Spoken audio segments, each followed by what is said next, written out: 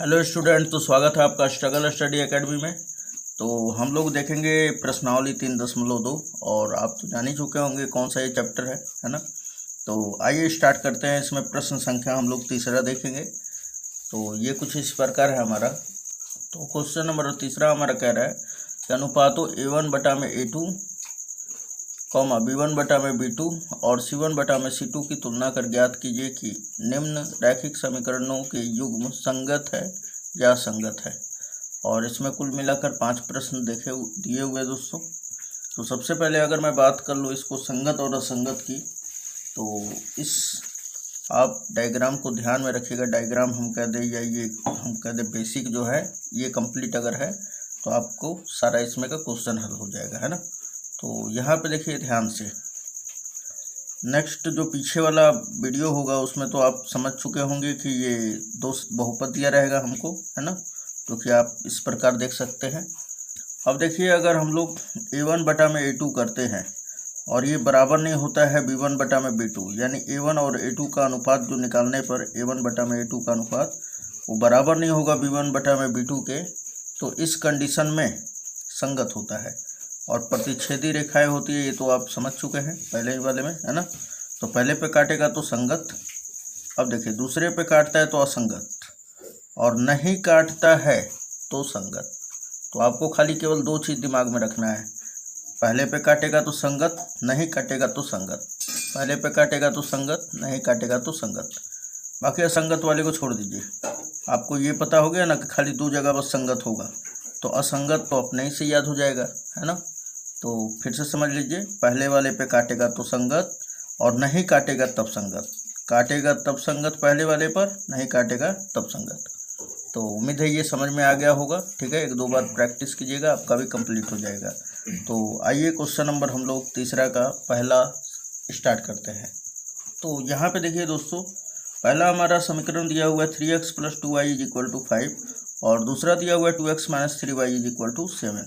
तो सबसे पहले इस समीकरण को, इसमें जो 5 है ये बराबर किधर है ना, हमारे RHS साइड में, तो इसे LHS साइड में ले जाएंगे, यानी इधर साइड में। तो इसको हम लोग पहला का हम लोग हल कर रहे हैं। तो सबसे पहले इसको क्या करेंगे हम लोग, 3x + 2y और ये प्लस का 5 उधर जाएगा तो माइनस का 5 हो जाएगा = 0। तथा ये दूसरा वाला क्या है हमारा, इसको भी सही से लिख लेते हैं हम लोग। तो ये हमारा 2x - 3y और -7 = 0।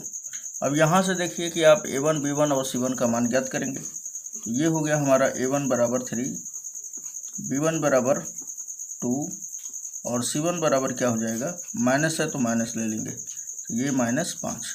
अब A2 का मान हमारा क्या है इस समीकरण से, तो A2 का मान 2 है, B2 का मान क्या है, -3 है, और C2 का मान क्या है, -7 है।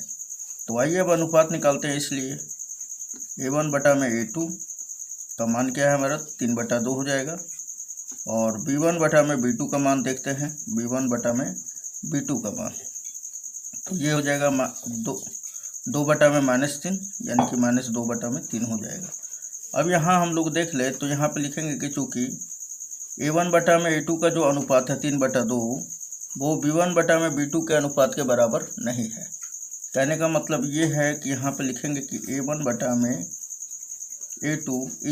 = नॉट B1/B2 है ना। अतः दिए गए समीकरण क्या होंगे, असंगत होंगे। इसलिए समीकरण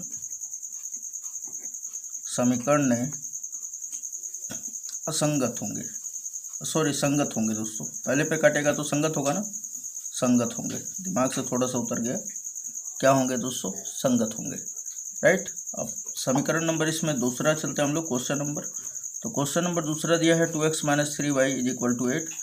तो इसको तो अब आप समझ रहे होंगे, यहाँ पे डायरेक्ट मैं कर देता हूँ। क्वेश्चन नंबर दूसरा, तो A1 का मान क्या हो जाएगा, 2, A1 का मान 2, B1 का मान कितना हो जाएगा, B1 का मान -3, और C1 का मान क्या होगा, प्लस का 8 इधर आएगा तो माइनस का, तो C1 बराबर -8, है ना। और इसी प्रकार हम लोग A2, B2 और C2 का भी मान निकालते हैं। तो A2 बराबर क्या हो जाएगा, 4, और B2 का मान क्या हो जाएगा, -6, और C2 का मान क्या होगा दोस्तों, माइनस का 9, राइट। अब देखिए इसका अनुपात निकालते हैं, तो ये हो गया A1 बटा में A2। तो A1 का मान क्या है 2 और A2 का मान क्या है 4। इसको सिंप्लीफाई करते हैं तो 1 बटा 2 आता है ना।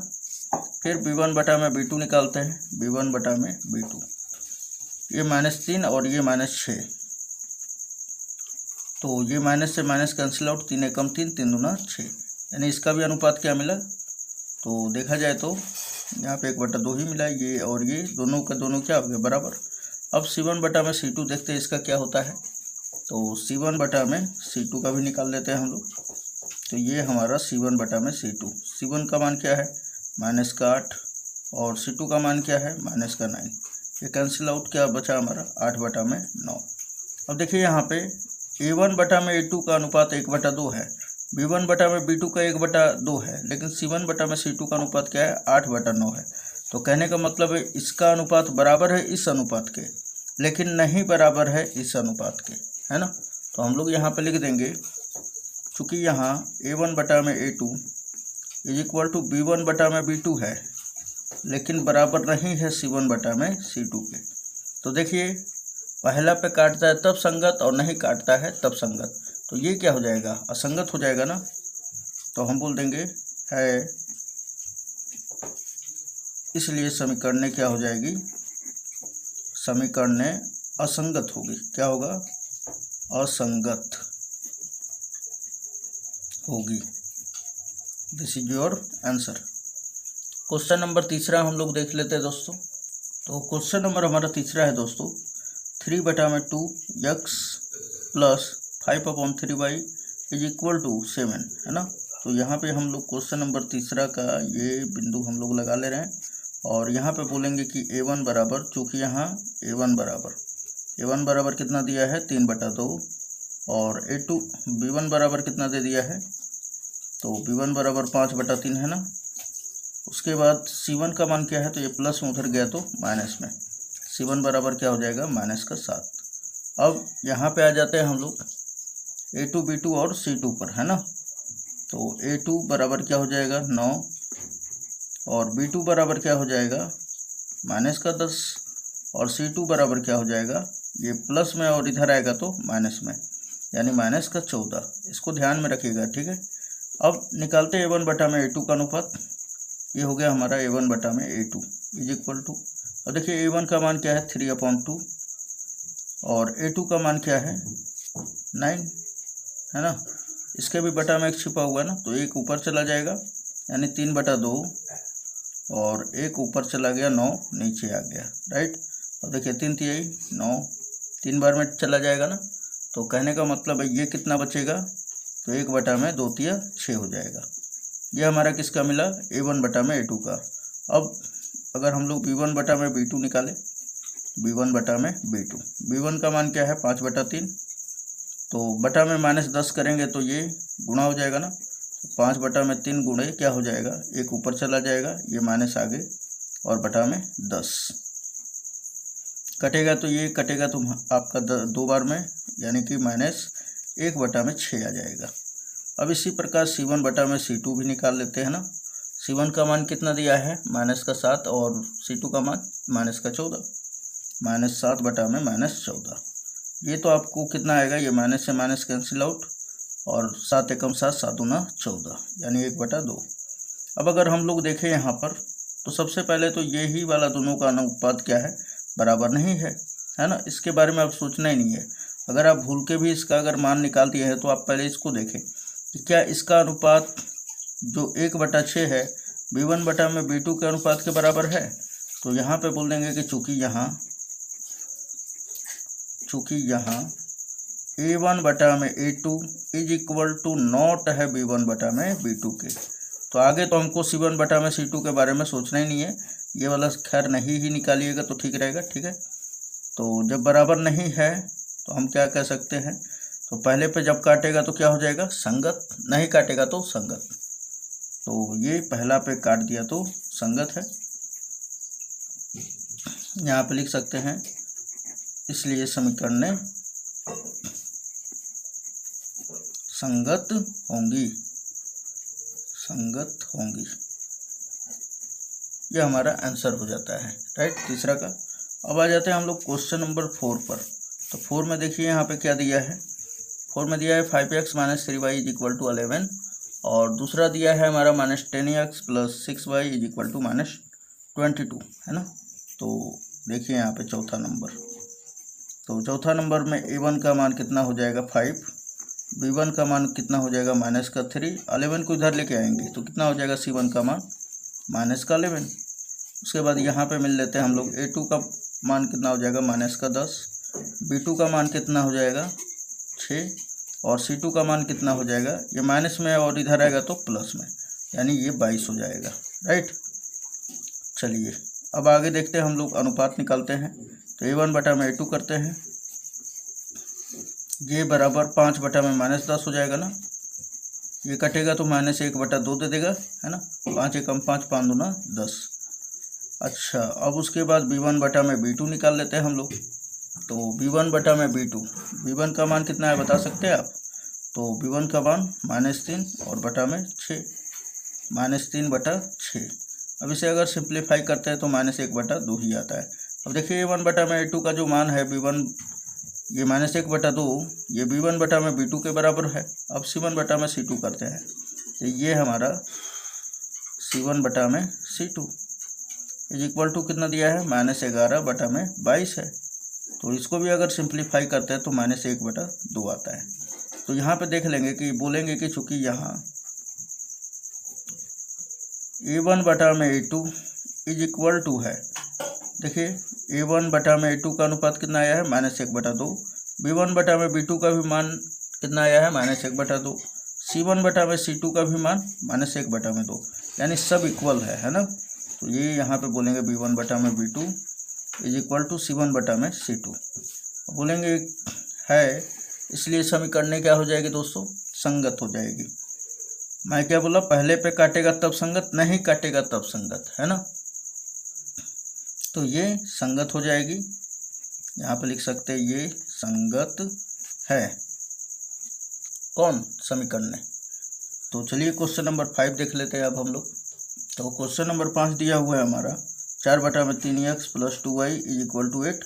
तो इससे सबसे पहले हम लोग लिख लेते हैं 5वां नंबर में, है ना, कि a1 का मान कितना दे दिया है दोस्तों 4/3 और b1 का मान कितना दिया है 2 और c1 का मान कितना हो जाएगा, ये 8 प्लस में इधर आएगा तो माइनस में ना, तो c1 का मान -8।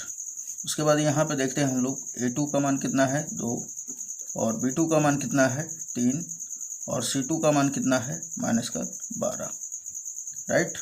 चलिए अब निकाल लेते हैं हम लोग अनुपात, इसलिए a1 बटा में a2 का मान निकालेंगे। देखिए a1 का मान क्या है 4/3 और बटा में 2 करेंगे तो 2 का गुणा हो जाएगा इसमें, है ना। तो 4 बटा में 3 गुणे 2 हो जाएगा ना, 2 दूना 4, यानी इसका रेशो जो है कितना निकल के आया 2/3 आया। उसके बाद b1 बटा में b2 करते हैं, b1 बटा में b2, b1 का मान क्या है 2, b2 का मान 3, 2/3 हो जाएगा ना। c1 का मान क्या है, c1 बटा c2 भी निकाल लेते हैं हम लोग। देखिए दोनों का मान बराबर आ गया, अब c1 बटा में c2 निकाल रहे हैं हम लोग, है ना। -8 बटा में -12, माइनस से माइनस कैंसिल आउट, 4 दूना 8, 4 तिया 12, यानी हमारा 2/3 आ गया, है ना। तो यहाँ पे क्या स्पष्ट हो रहा है, देखिए a1 बटा में a2 का अनुपात 2/3, b1 बटा में b2 का भी अनुपात 2/3, c1 बटा में c2 का भी अनुपात 2/3। तो यहाँ पे बोल देंगे कि चूँकि यहाँ a1 बटा में a2 बराबर है b1 बटा में b2 और बराबर है c1 बटा में c2 है, तब ये समीकरण क्या हो जाएगी, संगत हो जाएगी। ये समीकरण संगत होगी, राइट। ये आपका आंसर। तो उम्मीद है दोस्तों आपको ये वीडियो लेक्चर समझ में ज़रूर आया होगा। फिर भी कोई प्रॉब्लम होता है तो आप हमें कमेंट में ज़रूर बोल सकते हैं। अच्छा लगे तो लाइक ज़रूर कीजिए, अपने दोस्तों में ज़्यादा से ज़्यादा शेयर कीजिए ताकि उनका भी अच्छा हो सके, फ़ायदा हो सके, है ना। बोर्ड एग्जाम में उनका प्रिपरेशन अच्छी तरह हो सके। तो मिलते हैं नेक्स्ट वीडियो में, धन्यवाद।